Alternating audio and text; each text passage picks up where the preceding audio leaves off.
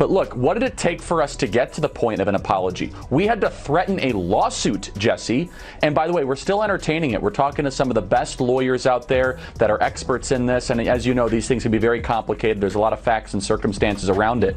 But we're not going to let this go, because you should not be able to smear 5,000 high school and college kids and then just be able to walk away with it. It is the show that people love to hate. Yes, that's true. That's true. They get so much hate watching and hate watching viral clips of them saying ridiculous things. I mean, it is a rabies-infested hen house. And the reason they felt they needed to do that, Jesse, is because if they told their audience the truth, that when gas is the most expensive it's been, flights are super expensive, that 5,000 kids decided to spend a weekend in summer traveling across the country to go hear from conservative speakers, maybe the audience of The View would think twice about all of their ideas. That's why they felt so compelled to try to smear our wonderful summit this last weekend. Yeah, they have nothing else to talk about. Maybe you should get the lawyer that worked on that Covington Catholic school case. What was that, a $200 million settlement? Imagine a powerful media institution, a titan of television that has shaped public discourse for decades, suddenly finding itself in a death grip struggle, not with a competitor, but with a colossal $100 million lawsuit. This wasn't a ratings dip, a minor scandal quickly swept under the rug, or even a public relations misstep that could be managed with a carefully worded statement. This was a thunderous, unprecedented legal assault that sent chilling shockwaves through the entire media world, threatening to dismantle an empire built on perceived invincibility, an institution that had long dictated narratives and dismissed dissent. It was a confrontation so audacious, so utterly unthinkable for a network accustomed to operating with impunity, that it exposed the raw nerves of a system that believed itself untouchable, above reproach. At the heart of this seismic tremor stood one man, a conservative firebrand who dared to challenge the very fabric of mainstream media, demanding accountability for what he claimed was blatant, harmful defamation against innocent young people. But what truly amplified this unprecedented battle, igniting a wildfire of public outrage and turning a legal dispute into a cultural reckoning, was the unexpected, no-holds-barred intervention of a media icon known for speaking uncomfortable truths, a voice whose raw honesty cut through the carefully constructed facade of establishment news. This is the astonishing story of how one of television's most controversial shows, The View, came face to face with a legal nightmare triggered by a seemingly trivial on-air segment, and how its downfall was accelerated by the scathing, hilarious, and ultimately devastating critique from none other than Joe Rogan himself. Prepare to uncover the shocking recklessness that led to a 9-figure lawsuit, the calculated moves behind a forced apology, and the jaw-dropping revelations that tore down the carefully constructed facade of a beloved yet reviled daytime institution, forever changing the rules of engagement in the public square. This is not just a tale of legal battles. It's a frontline report from a scorching media war where truth and consequences collided head-on in front of the entire nation. The culture shift between right and left authoritarianism, and now people don't recognize that if you just stop looking at it in terms of red and blue, look at the actions, whether it's war, suppression of free speech, pharmacological interventions that are mandatory, whatever it is, that used to all be associated with the authoritative right, the authoritarian right, and now those things are being embraced by the left. And I just think it's just an ideology thing, and I think we get confused and we think we're on the right side, and if it's our side that's saying this, for sure that's the right thing to do, and no one's critically thinking about this. Joe Rogan is the gateway drug for young men that thought they were Democrats to become MAGA. Joe Rogan is the bridge. And on that bridge, they'll see RFK. They'll see Elon Musk. Charlie Kirk's the founder and CEO of Turning Point USA and the author of the new book, The College Scam. So, Charlie, do you accept The View's apology? I mean, regardless of whether or not I accept it, the question is, do our students accept it? That's really what's at heart here. They went after our 5,000 students at our event there of high school and college kids. And look, I get attacked all the time. People say false things. I'm a public figure. But when you go after 16 and 17-year-olds that travel from across the country that then have to live for the rest of their life with a shadow over them because someone at ABC says that they might be linked to neo-Nazis. It all began with over 5,000 5,000 high school and college students, idealistic and purposeful, traveling from every corner of the country, some spending hard-earned money on expensive flights and travel simply to attend an event. They converged on the Turning Point USA Youth Summit, a beacon for young conservatives eager to engage with conservative ideas, to hear from leading speakers, to network with like-minded peers, and to be part of something meaningful that reflected their values. It was a powerful gathering, a clear and undeniable signal that a new generation was rising, determined to shape the political and cultural landscape. This event wasn't just a political rally, it was a testament to dedication, a choice to spend, a summer weekend immersed in substantive discussion rather than typical youth activities. But instead of reporting on this vibrant youth movement, instead of acknowledging the genuine enthusiasm and intellectual curiosity of these young individuals, The View launched a ruthless, baseless smear campaign. They didn't just disagree with the political ideas presented at the summit. They tossed out wild, unfounded claims suggesting that these innocent teenagers, merely for attending a conference, were somehow linked to dangerous, chaotic, or even criminal groups. Imagine being a 16 or 17-year-old dedicating your summer to a political event only to be branded a potential criminal or extremist on national television, your reputation tainted by reckless accusations that could follow you for years, affecting college applications, job prospects, and even personal relationships. It was a targeted attack designed not to inform, but to delegitimize and demonize an entire generation of young people simply because their beliefs differed. Fundamentally from the establishment's narrative, a tactic to deter others from even considering conservative viewpoints.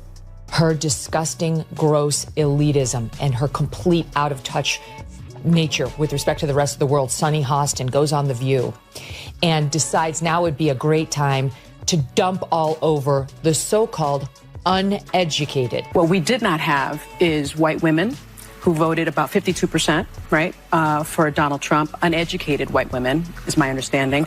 You have Latino men, actually, voting more for him. And you have, and black men was not the story. We're not the story here because they voted almost 80% for the vice president. Right. Just because you didn't go to college doesn't mean you're stupid, and it doesn't mean that you don't have wisdom. You can go to college and get a bunch of irrelevant facts about how men can allegedly give birth or whatever they teach. I have no hate for Joy Behar. If I saw her, I'd give her a hug. I'd probably say the same thing about me if I was her. You're worried about losing your job, and you're worried about podcasts taking over, and who's the source of news, and we said Donald Trump was Hitler, but half the country disagreed with us, and he won, and this is fucking great, and Joe Rogan believes in dragons! But Charlie Kirk, the tenacious founder of Turning Point USA and a seasoned public figure, wasn't about to let this slide. He was used to being a target, accustomed to political attacks and false statements directed at him personally, but this crossed a critical line. This wasn't just about him enduring another media hit piece. This was about thousands of young, impressionable students whose reputations were being systematically trashed by smug, self-assured hosts from a powerful network. Kirk recognized the profound injustice and the potentially lasting damage to these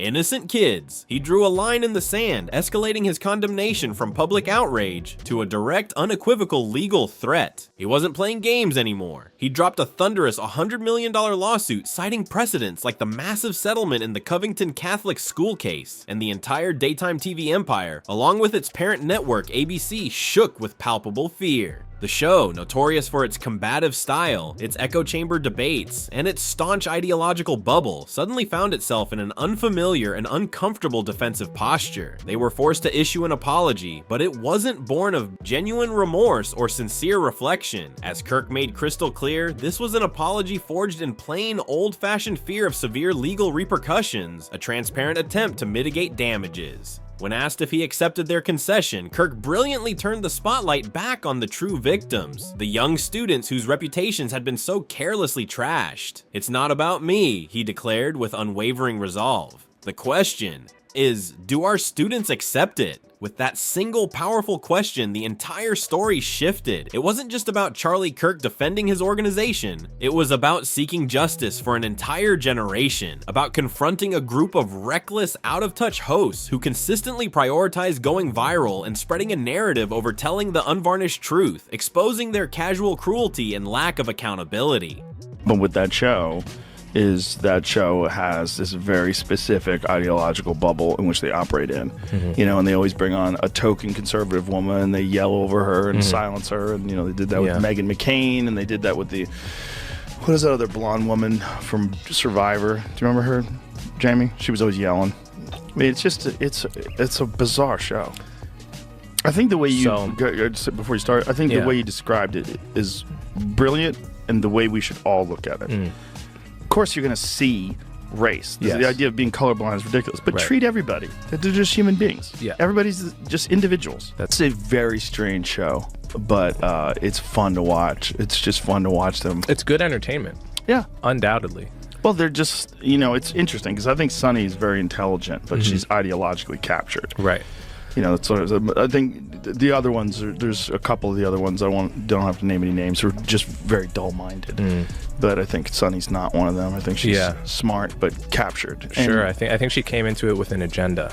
Of course. They do everything with an agenda. As the legal storm gathered momentum and public outcry mounted, an unexpected yet profoundly influential voice amplified the outrage with unapologetic, brutal honesty. That voice belonged to Joe Rogan, the independent media giant whose podcast, reaching millions globally, serves as an undeniable bridge for countless young men and women, exposing them to diverse viewpoints, unfiltered discussions, and alternative perspectives often ignored or actively suppressed by traditional media. Rogan didn't sugarcoat it. He ripped into The View with raw, cutting truth, exposing its true nature, calling it a rabies-infested henhouse, a chaotic, almost unhinged environment of loud, unchallenged opinions with zero genuine accountability. He meticulously pointed out their bizarre, almost ritualistic behavior, consistently bringing on a single token conservative woman only to yell over her, interrupt her, and ultimately silence her, effectively creating a performative debate rather than a genuine exchange of ideas. He cited examples like Meghan McCain and Jamie from Survivor, whose voices were consistently stifled. This pattern of intellectual dishonesty, this apparent disdain for dissenting opinions, was something Rogan simply couldn't tolerate. But his most cutting and ultimately most damaging remarks were reserved for one particular host, Sunny Hostin, a trained lawyer whose on-air actions would become the glaring focal point of the burgeoning legal and public scandal, serving as a textbook example of reckless media conduct. Not really their audience. Their audience is a group of people they bring in to watch television shows. I don't know if you've ever seen audiences before for TV shows, but a lot of them are paid. They're paid to be there. So, because they have to guarantee that there's going to be people there. So there's services that you hire. And when a show gets really, really popular, like Letterman or something like that, obviously it has its own fan base. Right. And those people will try to get tickets before anybody else does. And in that case, they probably don't need to use a service anymore. They just get actual fans. But arguably, like, the fans, the real fans of The View that are like, oh, these ladies are on point. Most of those people can't leave the house. Like, they're probably immobile. Right. Sunny Hostin's true reckoning, her catastrophic blunder, began when she attempted to dismiss Joe Rogan as a credible news source, confident in the perceived authority of her network. She confidently stated, almost as a matter of fact, "You should trust us. We are run by ABC News. We're double-checked. You should trust us, not Joe Rogan, who believes in dragons." It was a careless, dismissive jab designed to paint Rogan as outlandish, uneducated, and absurd, thereby bolstering the credibility of ABC News and The View. But it backfired spectacularly, revealing her own stunning lack of research and profound intellectual laziness. Rogan, with characteristic precision and an almost surgical dismantling, replayed the exact clip she was referencing on his own show. The truth was stark, undeniable, and devastating. Rogan wasn't talking about mythical dragons at all. His guest was discussing ancient reptile sightings, a nuanced, if unconventional topic completely twisted, mischaracterized, and outright fabricated by Hostin. Rogan shook his head in genuine disbelief, exclaiming, "You didn't even listen to what was said." It wasn't just a misquote. It was a deliberate misrepresentation, a reckless disregard for facts, and a profound disservice from someone who is not only a seasoned journalist, but also a trained lawyer and former prosecutor. This professional negligence was further compounded by Hostin's prior, deeply elitist comments, where she described white women who voted for Donald Trump as uneducated, and her complete dismissal of anyone whose life experiences or educational background didn't align with her own. Rogan highlighted her disgusting, gross elitism and her complete out-of-touch nature with respect to the rest of the world. Her dragon comment wasn't merely a gaffe or a slip of the tongue. It became a symbol of her willingness to throw around wild, unsubstantiated claims and engage in character assassination without a shred of evidence. And for a lawyer on national television, that's not just poor journalism. That's a lawsuit waiting to explode. A clear demonstration of her professional negligence. This is the most important part. This is right after she was saying, we are run by ABC News. You should trust us, not Joe Rogan, who believes in dragons. So she by saying we should trust them because they're double checked by ABC News, and then making the stupidest fucking statement. Like you didn't listen to what I said. Yeah. You didn't listen to what the wildlife biologist, and that's only a part of what he said. I can't believe the other Joy part of what he Behar said didn't was weigh- there was something before that where he was explaining encounters with giant reptiles. And then there's also, listen, It doesn't make sense to me that a middle-aged woman could be dumb. when you're worried about losing your job and you're worried about podcasts taking over and who's the source. Then, with an even more devastating blow, Rogan peeled back another disturbing layer of The View's meticulously manufactured reality. He revealed a dirty secret of television production that fundamentally undermined the show's perceived authenticity and connection with its audience, its studio audience. Rogan explained that most of those enthusiastic clapping, cheering, and gasping reactions aren't from genuine loyal fans who fought for tickets. Instead, they are from hired seat fillers. Individuals literally paid to sit and react on cue, coached to provide the desired emotional responses for broadcast. The real fans of The View probably can't even leave the house anymore, Rogan quipped, delivering a brutal, hilarious, yet utterly devastating punchline that single-handedly dismantled the show's credibility and its illusion of widespread public support. This revelation wasn't just a piece of entertaining gossip, it was a profound dismantling of the show's carefully constructed facade of popularity and authentic engagement. It exposed a fundamental hypocrisy at the core of The View's operation, a show that relentlessly preached fairness, truth, and accountability to its viewers, yet simultaneously manufactured its own applause, deliberately silencing genuine dissenting voices while benefiting from an artificial controlled echo chamber. Rogan painted a picture of a show not just out of touch with the public, but actively creating a false perception of its own resonance and legitimacy, making it a performance rather than a genuine conversation. Rogan's commentary, however, extended far beyond the immediate scandal surrounding The View or the specific blunders of Sunny Hostin. It became a broader, sweeping indictment of the rapidly shifting media landscape itself.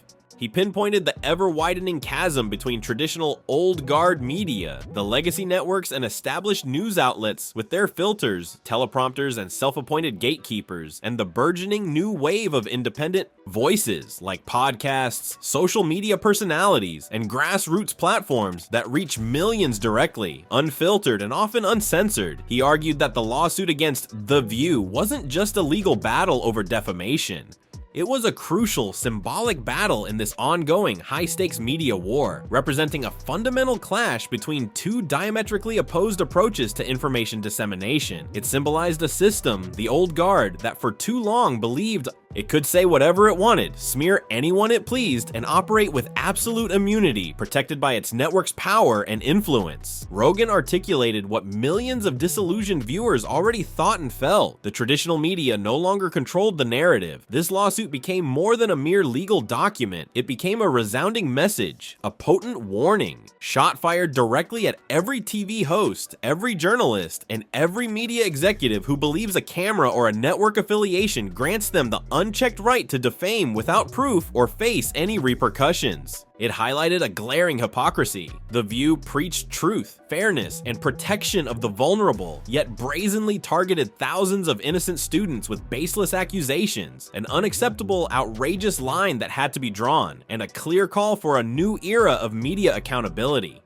As the legal battle continues to unfold, the stakes are undeniably high, not just for The View or ABC, but for the entire media industry. If Charlie Kirk wins, if this lawsuit prevails, it could set a powerful, transformative precedent, a stark legal reminder that defamation isn't free speech, and smearing people on national airwaves has a tangible, potentially crippling financial and reputational cost. Media outlets everywhere are watching with bated breath, with clenched jaws and mounting anxiety. For if The View loses, it could usher in a new, long overdue era where every word uttered on live television is scrutinized, where reckless commentary is met not just with public outcry, but with the chilling prospect of a courtroom subpoena and crippling legal damages. The old media guard was genuinely scared, not of a politician, not of ratings drops, but of a rising generation and independent voices saying enough, refusing to tolerate the lies and labels anymore. Rogan's takedown wasn't just funny or entertaining, it was profoundly powerful, reaching millions of people who had tuned out of the noise and giving them a compelling reason to care again, to engage with the media critically. He didn't just call out Sunny Hostin, he transformed her into a cautionary tale, a once respected legal voice now irrevocably tangled in a scandal of her own making, all because she forgot that microphones amplify more than just sound. They amplify responsibility, and that responsibility carries consequences. The View's brand of smug superiority, its scripted chaos, its manufactured echo chamber applause, it all started to crumble because the truth, inevitably and powerfully, has a way of getting through, no matter how many times you try to laugh it off, dismiss it, or bury it under layers of network spin. Even loyal fans who had defended the show for years began asking real, uncomfortable questions. This wasn't a slow drip scandal. This was a wildfire, spreading rapidly, consuming everything in its path. This time, the target fought back with unprecedented force. This time, the truth had a voice louder and more resonant than any studio laughter. And this time, a $100 million lawsuit wasn't just a number on a legal document, it was a battle cry for profound accountability. Daytime TV, in the aftermath of this controversy, will never truly be the same again. The View is no longer just a talk show. It has become the symbolic face of a media war they never saw coming, utterly unprepared for its ferocity. And Joe Rogan, with his unvarnished truth, didn't just destroy their narrative, he burned it to the ground, scattering the ashes as a stark reminder. Because when truth meets arrogance, when integrity confronts recklessness, the truth wins. And this time, it won loudly for all the world to hear.